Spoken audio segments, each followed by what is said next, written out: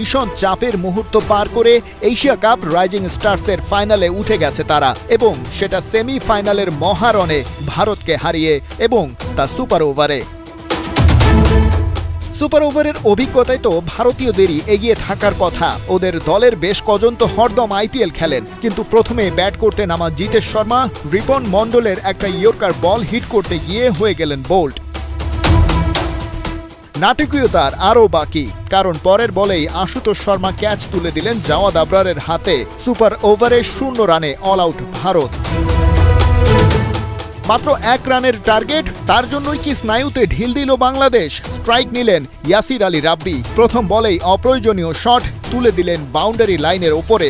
রোপের প্রায় উপরে উঠে ক্যাচটা কনফার্ম করলেন রমনদীপ সিং। বুকের ভেতর দুরু দুরু ভয়, তীরে এসে তরি ডোবার নাটকটা কি ফের মঞ্চস্থ হয়? তারপরেই উইকেটে নামেন ক্যাপ্টেন আকবর আলী। অবশ্য কোনো বৈধ বল ফেসই করতে হয়নি তাকে। সুয়েশ শর্মা দিলেন ওয়াইড, আর আকবর কৃতজ্ঞতা জানালেন সৃষ্টিকর্তাকে। ম্যাচটা অবশ্য এ পর্যন্ত আসারই কথা ছিল না। 195 রানের টার্গেট চেস করা সহজ হয়নি ভারতের জন্য। শেষ ওভারে যখন টিম ইন্ডিয়া এ দলের দরকার ছিল 16 রান, রাকিবুল হাসানের করা ওই ওভারে প্রথম বলেই শর্টে একবার ক্যাচ ড্রপ হয়, একটা ছক্কা হজমের পর বাউন্ডারিতে আরেকটা ক্যাচ মিস। তবুও শেষ বলে লাগতো 4। সেখানে একটা রান আউট মিস করে টাইগাররা। রানিং বিটুইন দ্য উইকেটে 3 রান নিয়ে ম্যাচ টাই করে ফেলে ভারতীয়রা। কপাল ভালো, সুপার ওভার থ্রিলার ওরা জিততে পেরেছে বলে।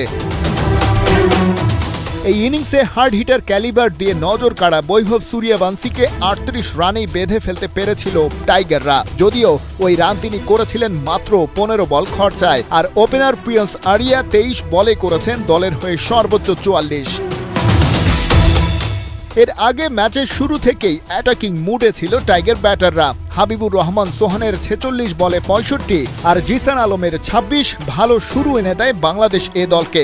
শেষ দিকে মেহরবের অপরাজিত 48 রানের ফিনিশিং টাচ।